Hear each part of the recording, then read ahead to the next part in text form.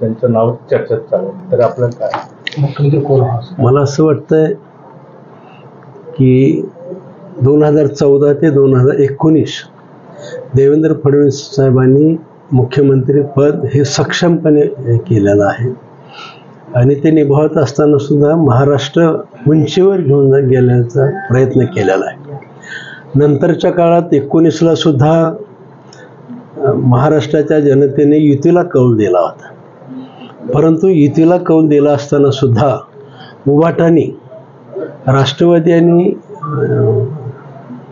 काँग्रेस यांच्याबरोबर युती करून महाराष्ट्राच्या जनतेच्या पाठीमध्ये खंबीर खुपसून राष्ट्रवादी आणि काँग्रेसबरोबर युती करून मुख्यमंत्री घेतले.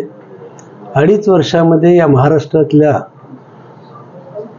मुख्यमंत्रीच्या काळामध्ये, उभाटाच्या काळामध्ये मुख्यमंत्री प्रवाससुद्धा कुठं करत नव्हते. घरात बसून टीव्हीवरती बसून सगळं मुलाखत देत होते. या काळात सुद्धा माननीय देवेंद्र फडणवीस विरोधी पक्षनेता असताना सुद्धा कोरोनाच्या काळात असतील किंवा कुठेही नेहमी जनतेमध्ये राहतात आणि समाजाचे प्रश्न सोडवण्याचा प्रयत्न करतात.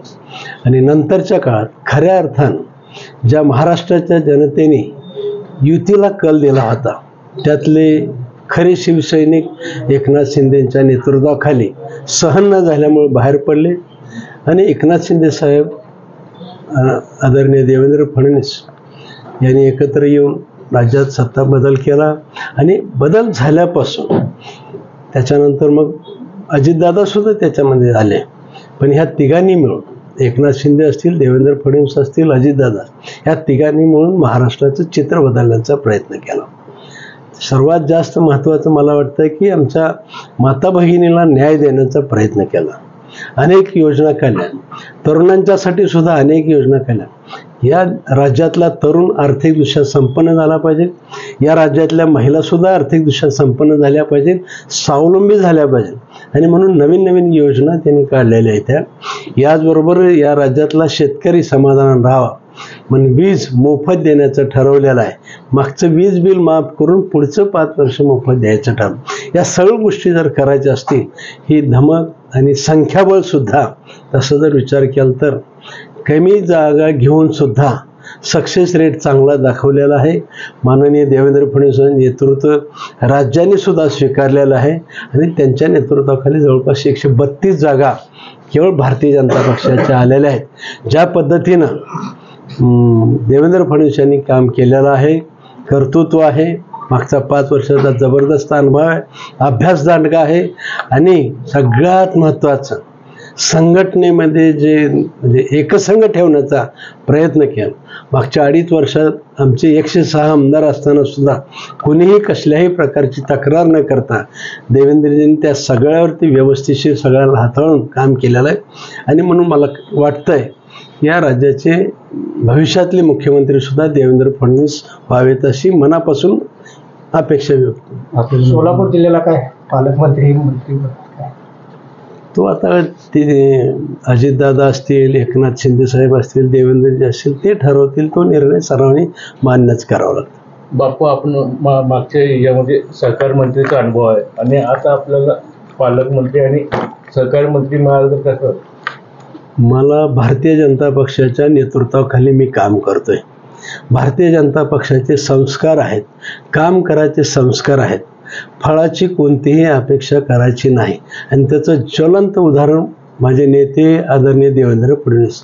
देवेंद्र फडणवीसांनी 106 अधिक 12 असताना म्हणजे अपक्ष असताना सुद्धा कोणत्याही प्रकारच्या मंत्रिमंडळात मी स्थान घेणार नाही. उलट एकनाथ शिंदे साहेब मुख्यमंत्री करून त्यांच्या पाठीशी खंबीरपणे काम करण आणि राज्यात संघटना वाढवण्याचं काम करायची सुद्धा त्यावेळेस ही केली आणि एकनाथ शिंदेंचं मुख्यमंत्रीपद घोषित केलं. आणि 5व्या मिनिटामध्ये ज्यावेळेस वरिष्ठांना कळालं, नेतृत्वांचा आदेश पाळला, त्यांनी सांगितलं की सत्तेच्या बाहेर तुम्ही राहू नका, सत्तेत सहभागी होऊन तुम्ही एकनाथ शिंदे साहेबाला सहकार्य करा. म्हणजे त्यागाची भूमिका त्यांचीच आदर्श आहे आणि आदेश पाळायचा सुद्धा त्यांचाच आदर्श आहे. ही भारतीय जनता पक्षाची संस्कार आहे खरं म्हणजे. त्याच्यामुळे मला असं वाटतंय मी त्या संस्कारातून वाढलेलो आहे. आईवडिलांचे सुद्धा संस्कार मला असेच आहेत. कोणत्याही प्रकारचं फळासाठी कुठलं फळ मिळेल म्हणून अपेक्षा करायची नाही. काम करत राहायचं जे काय आपल्याला नशिबाला येईल ते काम प्रामाणिकपणे करायचं. जी जबाबदारी आहे ते प्रामाणिकपणे पार पाडण्याचा मी भविष्यात सुद्धा प्रयत्न करणार. बापू, आपल्या विरोधात जे इलेक्शन लढवले काळादी साहेब त्याबद्दल आपण व्यक्त करत होते काय? मला असं वाटतं की लोकशाही प्रत्येकाला निवडणूक लढवायचा अधिकार आहे. पण मी जबाबदारीने सांगतो, मी संपूर्ण निवडणुकीमध्ये माझ्यावर खूप मोठा टीका टिप्पणीचा भडीमार झाला, परंतु मी माझ्या पूर्ण प्रचारामध्ये कुणावरही व्यक्तिगत टीका केलेली नाही.